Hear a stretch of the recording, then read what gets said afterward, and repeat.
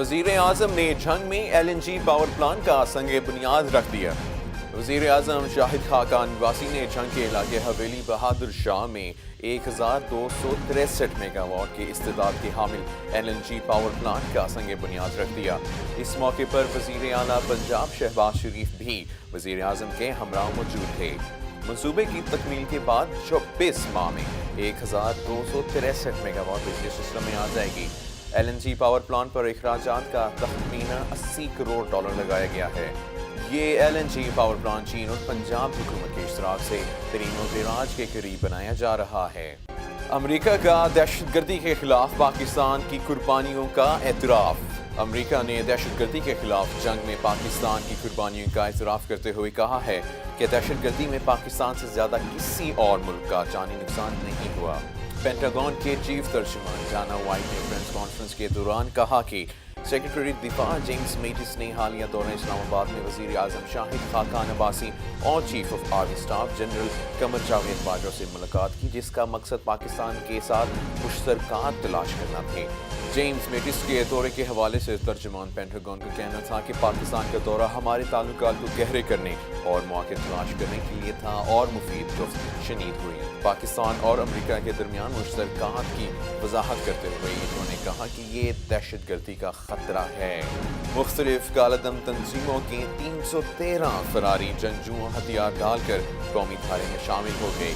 Balochistan assembly کے احاطے میں ہتھیار ڈالنے کی تقریب ہوئی، جہاں وزیر اعلیٰ بلوچستان ثناء اللہ ظہری کے سامنے فراریوں نے ہتھیار ڈالے۔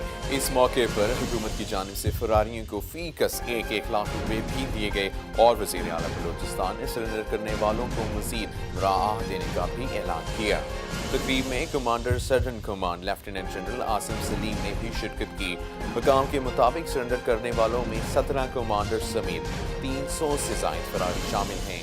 اس موقع پر صوبائی اسمبلی کے اندر اور باہر سخت سیکیورٹی انتظامات کیے گئے، جبکہ پولیس اور FCC کی بھاری نفری تعینات کی گئی۔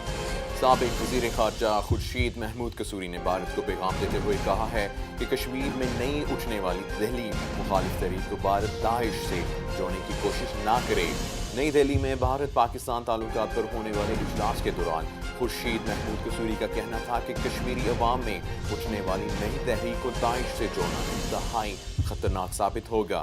ان کا کہنا تھا کہ کشمیر میں مظاہروں کے دوران داعش کے جھنڈے کا سامنا آنا اس بات کی نشاندہی ہے کہ کشمیری عوام میں کچھ انتہا پسند عناصر بھی موجود ہیں۔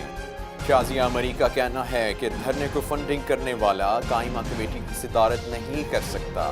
پاکستان پیپلز پارٹی نے قومی اسمبلی کے اسپیکر ایاز صادق سے درخواست کی ہے کہ رکن قومی اسمبلی اور سابق وزیر اعظم نواز شریف کے داماد کیپٹن ریٹائر محمد صفدر کو انہی کے خلاف لگائے جانے والے الزامات کے حوالے سے قائم کمیٹی میں شامل ہونے سے روکا جائے۔ کیپٹن ریٹائر محمد صفدر پر الزام ہے کہ انہوں نے اسلام آباد دھرنے کے دوران تحریک لبیک یا رسول اللہ یا تحریک لبیک پاکستان کو 5 کروڑ روپے دیے۔ سانحہ بلدیہ ٹاؤن کے مرکزی ملزم حماد صدیقی پاکستان کے حوالے۔ 2 ماہ قبل دبئی میں گرفتار ہونے والے متحدہ قومی موومنٹ MQM کے سابق رہنما حماد صدیقی کو متحدہ عرب امارات UAE حکام کی جانب سے پاکستان کے حوالے کر دیا گیا۔ 2012 کو بلدیہ فیکٹری سانحہ کے مرکزی ملزم حماد صدیقی کو مشترکہ طور پر خفیہ اطلاعات کی بنیاد پر گرفتار کیا گیا تھا۔ کراچی کے علاقے بلدیہ ٹاؤن میں ایک واقع فیکٹری میں آتش زدگی کے نتیجے میں 299 افراد ہلاک ہو گئے تھے۔ کلبھوشن یادیو کی والدہ اور اہلیہ سے ملاقات 25 دسمبر کو متوقع ہے۔ ترجمان دفتر خارجہ محمد فیصل نے کہا ہے کہ پاکستان نے بھارتی جاسوس کلبھوشن یادیو کی والدہ اور اہلیہ کو ملاقات کی اجازت دی ہے اور یہ ملاقات 25 دسمبر کو متوقع ہے۔ ہفتہ وار بریفنگ کے دوران انہوں نے کہا کہ اس فیصلے سے متعلق پاکستان نے بھارت کو آگاہ کر دیا۔ کلبھوشن کی والدہ اور بیوی کو مکمل سیکیورٹی فراہم کی جائے گی، جبکہ ملاقات کے دوران بھارتی ہائی کمیشن کے ایک اہلکار کو بھی ساتھ جانے کی اجازت ہوگی۔ ایران سی پیک کو بڑی صلاحیت کا حامل منصوبہ تصور کرتا ہے۔ پاکستان میں ایرانی سفارتکار مہدی ہنر دوست نے کراچی پریس کلب میں میڈیا سے گفتگو کرتے ہوئے کہا، اس طرح کے منصوبے روزگار کے مواقع پیدا کرتے ہیں۔ جس کی مضبوطی کے لیے دیگر ممالک کو بھی اس کا حصہ بننا چاہیے، جبکہ ہم امید کرتے ہیں کہ یہ منصوبہ خطے میں امن اور استحکام لے کر آئے گا۔ ایرانی سفیر نے ایرانی بندرگاہ چابہار کی اہمیت بتاتے ہوئے پاکستان کے کاروباری حضرات کو مخاطب کر کے کہا کہ اس نئے پورٹ سے پڑوسی ممالک میں پاکستانی سرمایہ کاری کے نئے مواقع پیدا ہوں گے۔ اقوام متحدہ نے ٹرمپ کے فیصلے کو قراردادوں کے منافی قرار دے دیا ہے۔ اقوام متحدہ کی سلامتی کونسل کے ہنگامی اجلاس میں یورپی ممالک نے بیت المقدس یروشلم کو اسرائیل کا دارالحکومت قرار دینے کے امریکی فیصلے پر تنقید کرتے ہوئے اس کو اقوام متحدہ کی قراردادوں کے خلاف قرار دے دیا۔ سلامتی کونسل کے اجلاس میں برطانیہ، فرانس، جرمنی، اٹلی اور سویڈن کے سفیروں نے امریکی فیصلے کو خطے کے امن کے لیے غیر مفید قرار دیا۔ امریکہ کی بیت المقدس کے حوالے سے فیصلے پر 8 ممالک کی جانب سے طلب کیے گئے ہنگامی اجلاس کے مشترکہ اعلامیہ میں 5 یورپی ممالک نے فیصلے کی مخالفت کرتے ہوئے واضح طور پر کہا کہ ٹرمپ کا یہ قدم اقوام متحدہ کی سلامتی کونسل کی قراردادوں کے مطابق نہیں ہے اور غیر مفید ہے۔ IMF پاکستان سے بات چیت میں روپے کی قدر کی کمی میں متفق ہے۔ ڈالر کے مقابلے میں روپے کی قدر میں کمی کے بعد پاکستانی حکام اور عالمی مالیاتی فنڈ IMF کے مابین ملکی معیشت پر بات چیت کا پہلا دور اختتام پذیر ہو گیا، جبکہ دونوں فریقین 2 روز بعد معاملات کو حتمی شکل دیں گے۔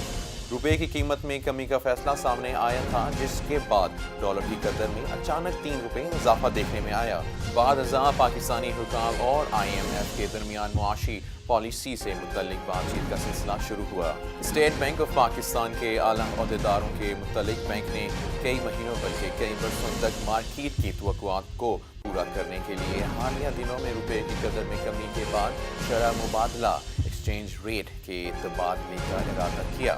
ان کا مزید کہنا تھا کہ اس مقصد کے لیے جمعہ 8 دسمبر کا انتخاب کیا گیا تھا تاکہ 2 ماہ قبل متعارف کرائے گئے نئے بین الاقوامی بانڈ سے حاصل ہونے والے 2 ارب 50 کروڑ ڈالر کے اثاثوں کو یقینی بنایا جائے۔ بھارت سے ایشیا کپ 2018 کی میزبانی چھننے کا خطرہ ہے۔ نریندر مودی کی حکومت کی پاکستان مخالف مہم سے بھارتی کرکٹ بورڈ کی مشکلات میں اضافہ ہوتا جا رہا ہے اور انڈر 19 ایشیا کپ کی میزبانی سے محرومی کے بعد بھارتی بورڈ سے سینئر ٹیموں کے ایشیا کپ کی میزبانی بھی چھننے کا خطرہ ہے۔ پاکستان اور بھارت کے درمیان کشیدہ سیاسی تعلقات کے سبب دونوں ملکوں کے درمیان تعلقات دن بدن بدترین شکل اختیار کرتے جا رہے ہیں، اور جس کے نتیجے میں دونوں ملکوں کے درمیان کسی بھی قسم کی کرکٹ روابط کا امکان بھی دم توڑتا نظر آ رہا ہے، اور بھارتی کرکٹ بورڈ بھی اس صورتحال کی وجہ سے کافی پریشان نظر آ رہا ہے۔ ملک کے بیشتر حصوں میں موسم سرد اور خشک رہنے کا امکان ہے، تاہم مالاکنڈ ڈویژن اور گلگت بلتستان میں 4 مقامات پر پہاڑوں پر ہلکی برف باری کے ساتھ ہلکی بارش کا امکان ہے۔